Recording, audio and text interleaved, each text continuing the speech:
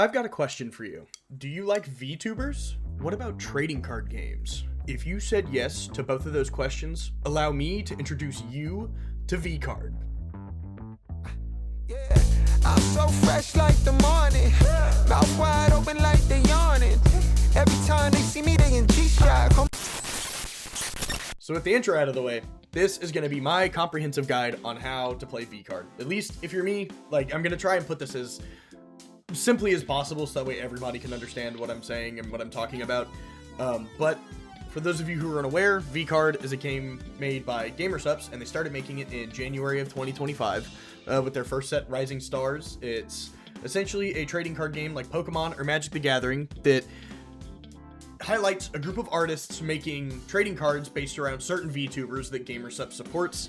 It's got some fast-paced gameplay, and the cards are really high quality. I mean, I've got some right here sitting on my desk. Hang on one second.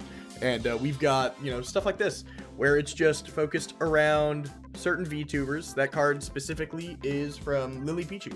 But now there's a ton of other creators. Like, I've got Heavenly and Toma sitting here as well. These are just cards that I don't use, but we'll get into what they do later. For now, let's go over the rules. Like most trading card games, there are some deck building rules. For vCard, the rules are you have to have a 50 card deck, no more, no less. You can have 2 elements, so 2 colors per deck. I just so happen to play red and blue in my main competitive deck. You have to have at least 1 level 8 VTuber. You can have 3 copies of each support, 3 copies of each VTuber's level, and you can have a maximum of 2 copies of a mascot and 3 copies of each world. Now that we're out of deck building, we're going to start talking about the different card types. The first of which is a power level 8 or a PL8 VT card. These cards feature a power level of 8, which is the base power level every card has as long as it's a VT, with unique abilities that offer strategic advantages. PL8 cards can be placed in both the active and the backstage slots, and they can also evolve into higher power level cards like 9s and 10s, but everything starts off at this power level of 8. After PL8s come PL9s, or power level 9s. With a power level of 9, these cards are evolutions of PL8 cards. Playing a 9 as an evolution allows you to draw an extra card from your deck, but they can only be played as an evolution on top of an 8. So PL9s are kind of that secondary thing that raises the base power level without having to use a support or a mascot to raise it artificially. The third and final type of VT card is the power level 10, or PL10 VT. It's the most powerful card with a power level of 10, and they're evolutions of 9s. Playing a card for a 10 on top of a 9 allows you to draw 2 cards instead of 1, but they can only be played as evolutions on top of 9s. So the next card type we're going to talk about are mascots. Mascots are cards that boost your active VTuber's power by 1 if they match the element that your active VTuber is, or by 2 instead if your active VTuber pairs with that specific mascot. However, only 1 mascot can be played at a time, and playing a new one overwrites and discards the previous one. Now that we're done talking about VTubers and mascots, another thing I want to talk about are the different effects that VTubers and mascots can have.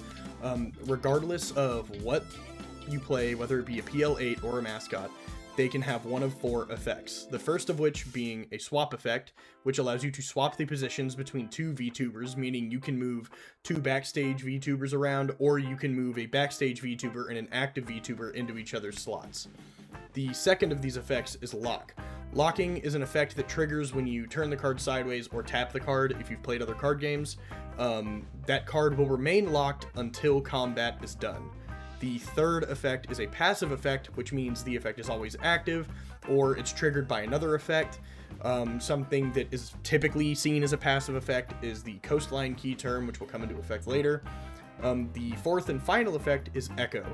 Echo works similar to Instance, where it triggers as soon as it's played, and then it also is triggered immediately after combat, meaning that Echo is best used on something that's in the backstage. That way, by the time combat ends, you can get its secondary Echo effect. The next kind of card that we're going to talk about is support cards. Support cards come with 3 different subtypes. The first is Boost, second is Reinforcement, and third is Ally. The first kind of support card we're going to discuss are boost cards. Boosts are snap effects that trigger instantly, and as soon as they're played, they're moved to the discard pile. They do not have any lasting spot on the board.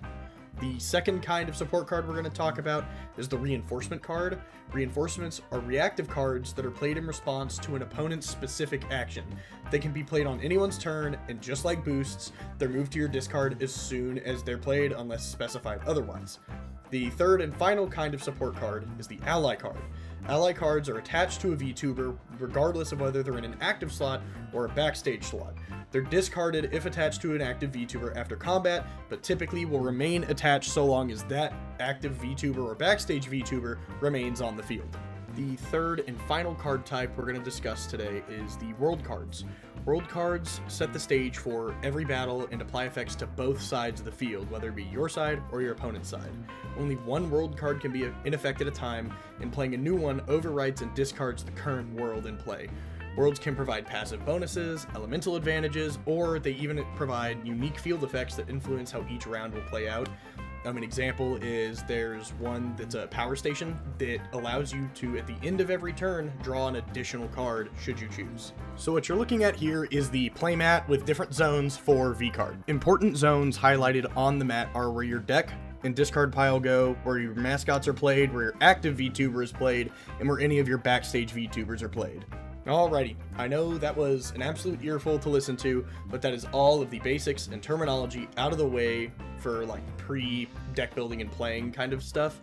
What we're going to go over now is how to play, like what a round is going to look like, and what specific card effects do for like elemental specific keywords. Please bear with me.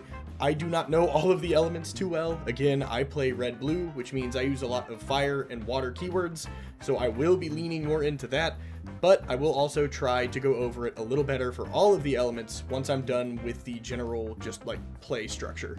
Alrighty, welcome to the top-down view of the desk mat. This is where our play area is going to be. I'm going to go ahead and put a few seconds of a small, like, transparent GamerSupps official play mat for vCard. That way y'all can see where the zones would technically lay out on the field before we get started here. And with that out of the way, we're going to go ahead and start getting our game set up.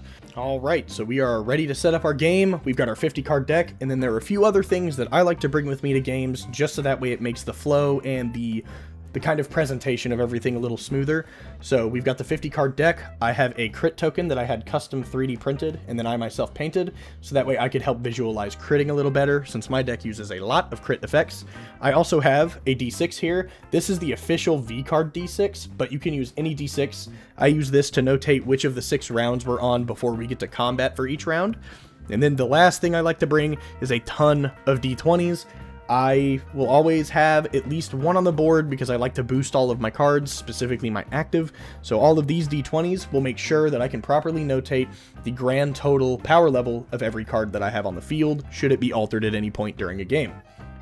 Now, with all of this set up, I could go ahead and get everything moved out of the way, and we'll get a kind of starting game set up. As you can see, I went ahead and cleared off the board, and I've got it set for a game setup phase. In the setup phase, you've got your 50-card deck. In my instance, I have the round notifier D6 or the turn notifier D6. I've also got my crit token, and then a pile of D20s waiting on my left, just in case I need to boost any VTubers and show what power level they're at. Once I've got all that set up, I'm good to go ahead and shuffle, split, and draw. So we shuffle the 50-card deck. I've already got it shuffled. I let my opponent split it, and then I draw the top 7 from the deck. 2, 3, 4, 5, 6, 7. Of the 7 cards, you need at least 1 PL8. I have 6, so I've got a pretty loaded hand. Once you and your opponent have the cards you would like, you can go ahead and play your PL8s face down. If, perchance, you didn't get any PL8 cards in your opening hand, you would show your opponent that you have no PL8s, reshuffle these back into the deck, give it a good shuffle again, and then draw another 7 cards until you have at least 1 PL8. Because I already have some, I'll go ahead and refrain from mulliganing and start placing mine face down on my board. So again, I've got my 1 active, and then my 4 backstagers ready to go. And then because I played 5 cards, I've got 2 left in my hand. We'll set those down right there, and we're good to get started. Once your opponent gives you the go-ahead, you can do a roll-off or a coin flip to see who goes first. Typically, I like to do a roll-off, so I'll take a D20 or a couple of D6s, and I'll roll those, and whoever rolls higher, I rolled a 15 in this instance, would go first. We'll go ahead and say that's me.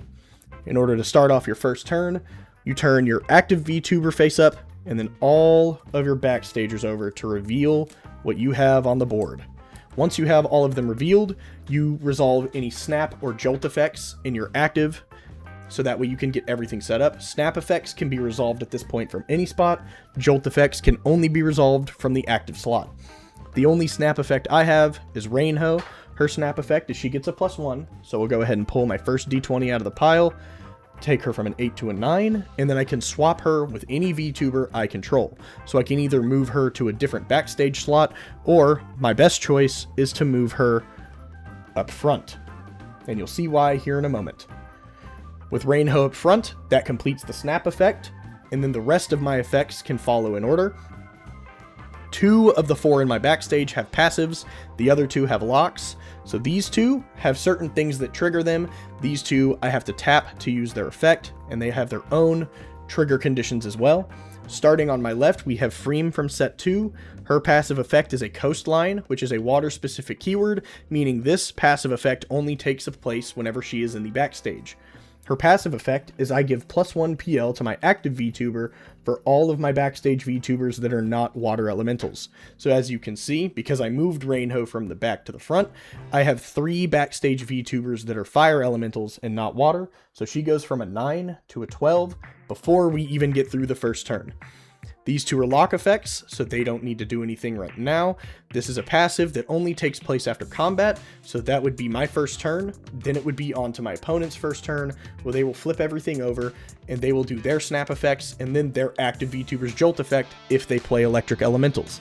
Once that is out of the way, we can go ahead and turn our turn notifier die over to 2, and draw a card, and that would start us off on the second turn. Alright, we're at the start of round 2. I've got my hand here, and out of my hand you can see that I have a level 9 for Freem. So, I would play that 9 on top of her 8. In my instance, I like to leave their level 8's effect clear and visible, so that way it doesn't get obscured by any cards on the board. And then because I evolved something to a level 9, I draw a card. I will also, setting my hand down up here, tap Akumi to use her lock effect. Her lock effect lets me draw a card, and then, for the first time this game, I get to go ahead and use this crit token, so I flip it like a coin. And in this instance it failed, so I don't get to use her lock effect, or her crit effect on her lock, which would allow me to give +1 to a different VTuber. So I'll set my crit token aside, I will end my turn, I will send it to my opponent for the bottom of the second turn, they'll do whatever they need to do, and then they'll pass it back to me, in which case, we'll turn our turn notifier to 3 on the d6, and draw another card for round. And as you can see right here, I just drew a Nanolith 8 for the start of round 3. Nanolith from set 2 has an erupt effect. Erupt effects either take place whenever you flip the card over at the start of the very first turn, or when they go to your hand. So at this point, I would announce to my opponent, I have an erupt effect. Nanolith's specific effect is that I get to look at the top 3 cards of my deck, I get to add 1 to my hand, and then the other 2 go back to the bottom of my deck. And as y'all saw, I drew a level 9 Rainho, which lets me evolve my active VTuber from an 8 to a 9, bringing her up to a 13 total since she went up by 1 point, and I get to draw yet another card this round. Another important thing to keep in mind is that whenever, again, you evolve a VTuber, you can only evolve them once per turn. So I just evolved Freem and Rainho from 8s to 9s, meaning I cannot evolve them to a 10 until it comes back to me on the start of the 4th turn. With that set, I've got everything that I can do out of the way, and I will go ahead and pass it off to my opponent, who will take their turn for the 3rd turn. Once they're done, they'll pass it back to me. We'll turn the die over to 4, resembling that it's the top of the 4th. I will draw for turn, and I will draw yet another Erupt effect with Lucy from set 2. Lucy's Erupt effect allows me to look at the top 3 of my opponent's deck. I get to discard 1, put 1 at the bottom of the deck, and put 1 in their hand. Because I'm not really playing against anyone, I can't show you what that would look like, but that is what I would do. Once that effect is done, your opponent gets their deck reorganized and gets their hand back in. They will take their turn because I will pass it to them. Once they're done, we go to the top of the 5th. I draw for the start of the 5th round. And because I don't know what my opponent is playing, I don't really have anything that I can do. As you can see, I've got a set of reinforcements and boosts in my hand. I could probably play a boost, but I'm going to refrain from doing that just yet. And I'll pass to my opponent for the bottom of the 5th. They'll take their turn, they'll pass it back to me, and then we will go, oh goodness gracious, I dropped my d6, but that's okay. We'll go into the top of the 6th turn of the round. This is the final turn, so whatever you do now will be the last thing you do before we go into combat. At the start of the 6th, I will draw for turn, and you can see here that I just drew a level 9 for Freem from set 2, so I will play that, evolving her, allowing me to draw another card. And with that done, that would be the end of my turn. I have nothing left in my hand that I can play, so it would be on to my opponent. They would take their turn, and once they're done, we go into combat. Alright, we're into combat now, so we're going to start looking at power levels a little more in depth. So to start, whenever you are going into combat, the first thing you compare is your active VTuber's power level to your opponent's active VTuber power level. In this instance, I have a 13. Let's say our opponent has a 12. Because my 13 is higher than their 12, I would win right then and there and take the first point. If they tie with me, then we start to look at our backstage. So once a tie occurs, instead of just doing the power level of your active VTuber, you also add the sum of all of your backstage VTuber's power level to your actives. So I would go from a 13 to a 47 in this case. If my 47 wins, I take the point, and that's that. We move on. If they take the point, they win. We move on, and that's that. So let's say I won. I take the first point. I'm going to go ahead and turn my D6 to notify turn order back to 1, and then we're going to discard our active VTuber. After that, we unlock all of our backstages, and we resolve any passive effects that take place after combat. The only one I have that has a post-combat turn is Cha-Cha your VMom, so we're going to go ahead and read her effect real quick. After combat, for each Ops VTuber, crit -1 PL to each VTuber that fails. So we're going to start with one of their backstages. We crit. That one failed. They suffer a -1. Their second one also fails and suffers -1. Their third fails and suffers -1, and their final VTuber, that was a piss poor flip, succeeds and is saved from the -1. Once that is settled, you pick a VTuber and you move it to your front stage, and then you are back to the start of the turn order. Once you're here, you go ahead and draw for turn, add it to your hand, and then you get to play the exact same 6 turns, just as if you're starting again. So that about covers it for the basic tutorial on how to play vCard. I'm going to be making a second video going over more in-depth things like how to interact with support cards like reinforcements and boosts. And then I'm also working on a second deck right now to try and get a different set of colors in. That way y'all can see what another set of elementals does. But I'll be releasing that hopefully by the end of this month. If you enjoyed it, be sure to drop a like and a follow. And with that being said, thank you guys so much for watching. I'll see you on the next one.